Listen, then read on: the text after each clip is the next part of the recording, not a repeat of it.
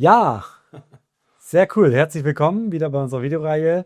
Vielleicht kurz, wer es noch nicht mitbekommen hat in den vorigen Videos. Warum sitzt dieser Mensch hier? Ich darf unseren Gast vorstellen, Malte. Malte ist zu Besuch bei Brixner Design. Malte ist unser Content Creator, kommt tatsächlich aus Sao Paulo. Ich komme aus Deutschland. Ja, genau, so rum. Du darfst aber gerne auch deine brasilianischen Freunde grüßen kurz. Ach so, ja. Seja bem-vindos de volta, né, para esse videocast com Clemens e Malte, que a gente fala sobre a possibilidade de trabalhar na área de construção como gerente de projetos. Also cool, wer das verstanden hat, wir können auch gerne Untertitel einblenden. Unsere Videoreihe, wo wir einfach Malte zu dem besten Content Creator für uns machen wollen, indem wir ihn coachen und einen von uns machen und du dann genau weißt, was machen wir den ganzen Tag von morgens bis abends, wie funktioniert das in unserer Branche und damit dann auch wirklich unseren Content perfekt kreieren kannst. So. Also wir freuen uns drauf. Malte, unser Praktikant, ist jetzt hier stark gefordert, aber das ist ja auch das macht die Guten aus, die sich wirklich auch einleben in ihren Kunden. Gut, ansonsten würde ich sagen, starten wir. Baugefühle. Dein Podcast für Projektwissen mit Unterhaltung rund um den Bau. Und manchmal auch mehr. Wir haben ja verschiedene Module, verschiedene Abschnitte in unseren Seminaren. Kontaktiert uns auch gerne jederzeit, wenn ihr sagt, ich will da vielleicht was Individuelles oder ihr habt ein Unternehmen mit einem Team und wollt für euer Team was Individuelles zusammengeschnitten haben. Du bietest auch Trainings vor Ort an, ne? Korrekt? Ja, genau. Also wir bieten auch Projektbegleitung an, Projektaufsetzung bieten wir an, wir bieten auch Einlernen von Quereinsteigern an. Und das ist auch so ein kleiner Fokuspunkt, den wir haben, wo wir einfach Quereinsteiger auch ins ganze Business, so wie dich jetzt auch einlernen, so dass du wirklich auch in der Lage bist oder die besten Grundlagen hast, dass du starten kannst als Projektleiter zum Beispiel für einen Auftraggeber oder sowas. Ne? Aber grundsätzlich sind alle erstmal eingeladen vom Architekten, vom Monteur, der vielleicht in Zukunft von zu Hause aus arbeiten will und nicht mehr so viel reisen möchte, weil er seine Familie sehen will, vom Musikschullehrer, vom Klempner, was gibt's alles für Berufe, für schöne, ne? Aber wer einfach umsteigen möchte, ich finde es auch cool, einfach einen Perspektivenwechsel zu machen. Ich selber habe das auch gemacht. Ich bin Architekt, Planer, Gebäudeplaner, Designer, aus dem kreativen Bereich gekommen und habe irgendwann gesagt, mir reicht das nicht aus, ich möchte den Kunden verstehen, ich möchte mehr vom Kunden verstehen und habe dann über die Projektsteuerung die Nähe oder die Sichtweise zum Kunden dann gefunden und mittlerweile machen wir Bauherrenberatung, Kundenberatung, Consulting und ich finde schon, dass das Mehrwert bringt, weil man einfach diese verschiedenen Seiten, die verschiedenen Wordings, die verschiedenen Denkweisen einfach auch selber durchspielen kann.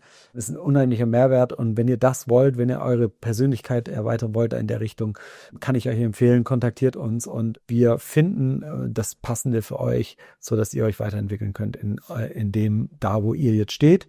Und eins will ich auch noch sagen, das, was wir heute aufnehmen, wir sind hier im August 2025, ist zum jetzigen Wissensstand von mir oder von uns, von dem Erfahrungsstand, den wir euch mitteilen. Wenn wir natürlich neuere Sichtweisen, neue Erfahrungen haben, dann versuchen wir das auch allen Coaching- oder allen Seminarteilnehmern dann wieder kundzutun, so dass ihr euch immer wieder auf unser Level abgleichen könnt. Wir hauen auch einen Haufen an Downloads und an Beispielen raus.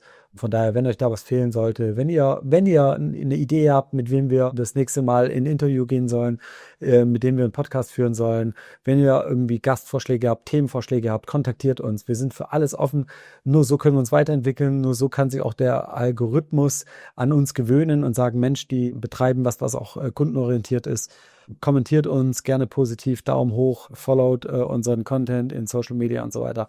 Wir freuen uns über jeden und wir versuchen auch immer zu overdelivern, immer mehr zu bieten, als was erwartet wird von einem. Dann sind wir auch glücklich damit im Ganzen. Ne?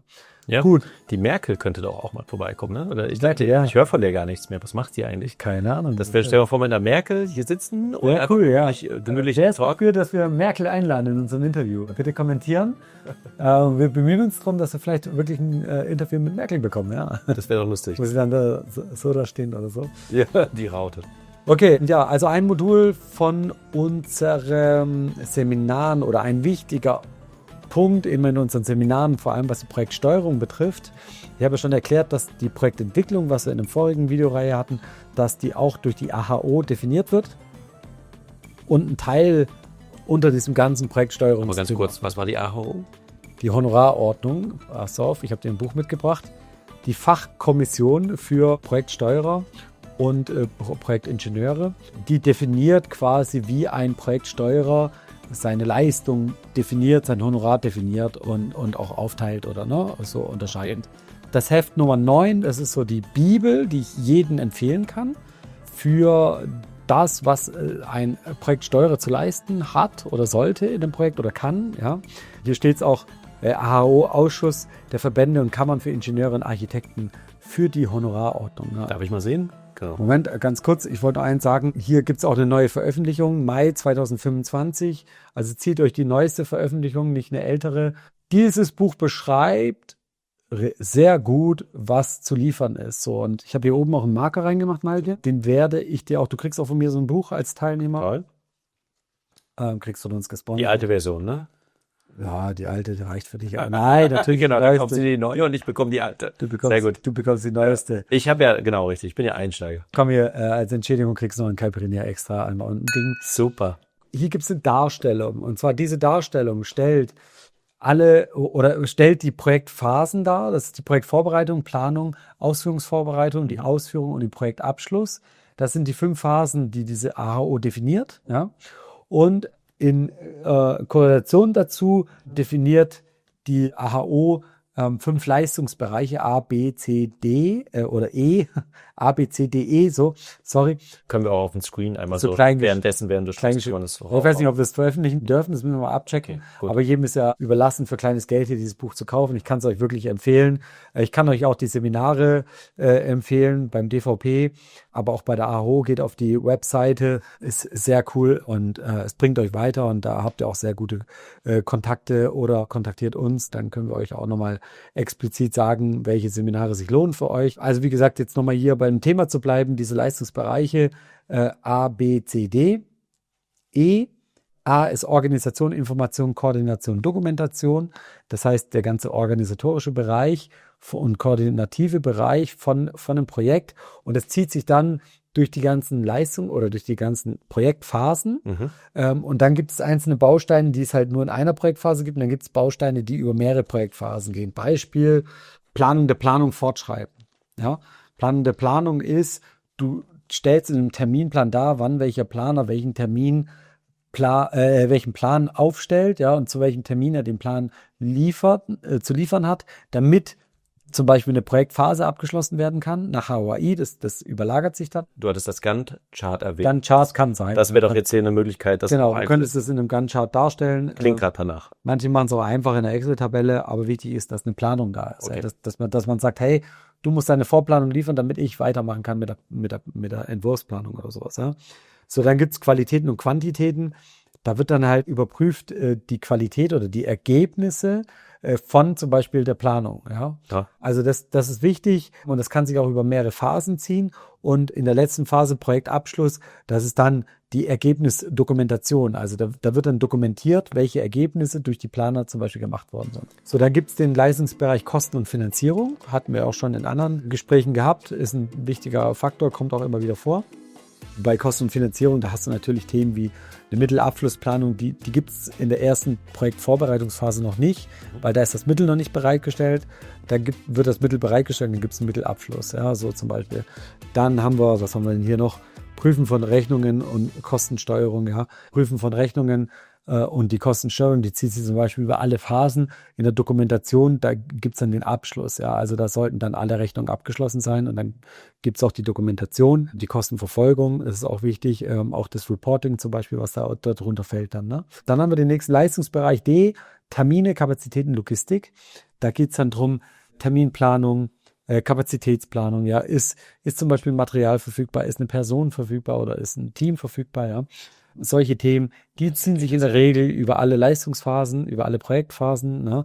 Ist auch unheimlich spannend, auch in der Aufstellung von so einem Projekt, ja, was man da dann leisten kann, welche Werkzeuge man da verwendet, ne, wo kriegt man die Informationen her, wie kitzelt man die Informationen raus, auch solche Sachen. Unheimlich cool, unheimlich wichtige Arbeit, ja. Gehen wir auch näher drauf ein in unseren Seminaren. Und dann haben wir den Leistungsbereich E, Verträge und Versicherungen. Das heißt, auch wir müssen uns mit dem Versicherungsträger zusammensetzen, Stakeholder, ja, und müssen dann mit dem Versicherungsträger den Versicherungsbedarf, was ist zu versichern, was ist das Schutzziel besprechen, ja. Wie müssen wir planen, dass wir auch in einem gewissen versicherbaren Rahmen sind, weil manche Planungen sind vielleicht gar nicht versicherbar. Dann muss natürlich der Auftraggeber entscheiden, will er das oder nicht, ja. In der Regel will er versichert sein, ja, und nicht selbst versichert sein, sich selbst versichern, sein Risiko. Und ja, bei Verträgen, da gibt's dann natürlich die Vergabestruktur, da gibt's auch Vergabekonzepte und da gibt's natürlich auch Vertragspflichten, die durchzusetzen sind. Das heißt, wir controllen dann natürlich auch alle Verträge, die in so einem Projekt laufen und gucken, dass auch jeder seine Pflichten in diesem Projekt gemäß Vertrag dann auch einhält. So, ne? Also du hast mich jetzt nicht gefragt vorher, was ich darunter verstehe. Das ist ganz gut. Ja. Ich hätte es sowieso genau 1:1 genau so. Also kommt, Wieder- kriegst gleich schon mal 3 Profit Caipirinhas. Gibt's auch wieder dazu, super. Aber das zeigt ja wirklich, genau, es ist cool strukturiert, ne? Also es gibt wirklich richtige Vorgaben, woran man sich hangeln kann. Aber dann sieht man auch gleichzeitig, wie komplex das ist, ne? Also Bauprojekte. Welche komplex. Themen sind denn da jetzt aufgekommen? So, bin jetzt ja relativ schnell durchgegangen im Seminar. Ja. Da gehen wir nachher noch expliziter drauf ein. Aber welche Themen spiegeln sich jetzt für dich aus den ersten Gesprächen, die wir hatten, jetzt hier schon wieder? Herren. Ersten Gesprächen meinst du? Zum Beispiel über Projektentwicklung, wo wir über Projektentwicklung gesprochen haben.